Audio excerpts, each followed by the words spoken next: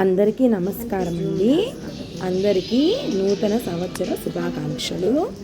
మొన్న కాలభైరవ స్వామిది ఉదయం పూట హోమం పెట్టినా కదండి. ఇప్పుడు రాత్రి పూట జరిగే హారతులు, విశేష మంగళ హారతులు కాలభైరవ స్వామికి ఇస్తారండి. 11 రకాల హారతులు ఇస్తారు. నైవేద్యము ప్లస్ కాలభైరవాష్టక పారాయణం ఉంది.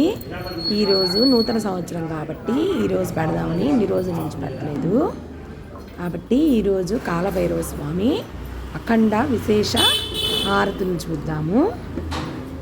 మరొక్కసారి అందరికీ నూతన సంవత్సర శుభాకాంక్షలు అండి. ఉదయం పూట హోమం జరిగింది కదా, అది కొంచెం అదిగోండి పెట్టాను.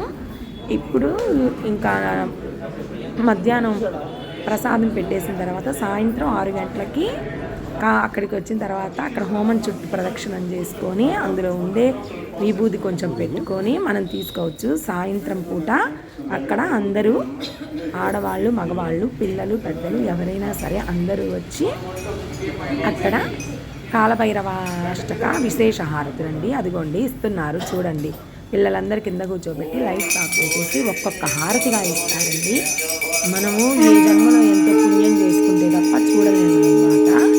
ప్రతి సంవత్సరం వెళ్తా కానీ నాకు తెలియలేదు అప్పుడు, కానీ ఈసారి మాత్రం నాతో పాటు మీరు కూడా చూస్తారని, ఈ నూతన సంవత్సరం రోజు అందరికీ మంచి జరగాలని ఇదిగోండి మొదటి హారతి. ఒక్కొక్క హారతి ఇస్తారన్నమాట. గురువు గారు శంఖం ఊపుతుంటారు, పంతులు గారు హారతులు ఇస్తుంటారు అన్నమాట. 11 రకాలైనటువంటి విశేష హారతులు ఉంటాయండి.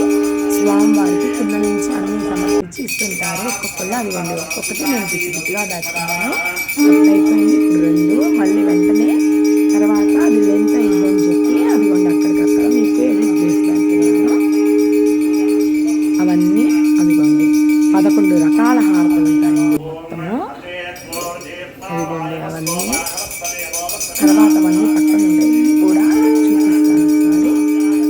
పంతులు గారు మంత్రాలు చదువుతూ పెడతారనమాట. ఈ 11 రకాల విశేష హారతులు ఇస్తారు. ఇచ్చిన తర్వాత మహానైవేద్యానికి అక్కడికి వచ్చిన వాళ్ళందరికీ 10:30 అట్లయిపోయింది. వచ్చిన వాళ్ళందరికీ ప్రసాదం పెడతారు.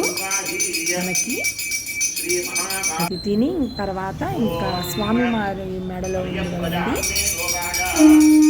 వడమాల. ఆ వడమాలను అక్కడ అవన్నీ వాళ్ళకి ముందు పారాయణాలు చేస్తారు కదండి, వాళ్ళకి ఇచ్చిన తర్వాత మిగతా వాళ్ళకు కూడా ఎవరికి లేదు అనకుండా కూడా ఇస్తారండి. అందరికీ నైవేద్యం అందిద్ది. అదిగోండి 11 రకాలైనటువంటి విశేష హారతులు చూస్తున్నాము. మీకు చూస్తుంటే చాలా తెలుస్తుంది. ఒక్కొక్క హారతి 2 అదిగోండి ఎక్కువ అయ్యే కొద్దీ తెలుస్తుంటుంది. చూసారా అదిగోండి. తర్వాత కుంభహారతిని కూడా ఇస్తారు. బాగుంది. ఇంకా చూసుకోండి. నేను చెప్పేదానికన్నా కూడా మీరు చూసుకుంటేనే మీకు తెలుస్తుంది. ప్రతి సంవత్సరము స్వామివారిని మేము చూడగలుగుతున్నామంటే మా అదృష్టం అనుకోవాలి. ఒకసారి మీరు అదృష్టాన్ని ఉంటున్నారు. అదిగోండి కుంభహారతి అన్నమాట. చెప్పి ఇస్తారు స్వామివారికి. చూడండి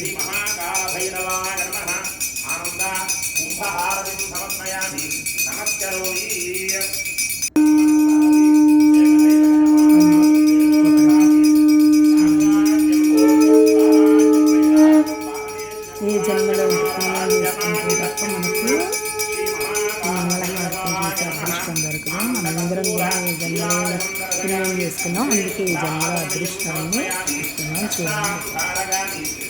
అందరికీ మరొకసారి నూతన సంవత్సర శుభాకాంక్షలు. Thank you.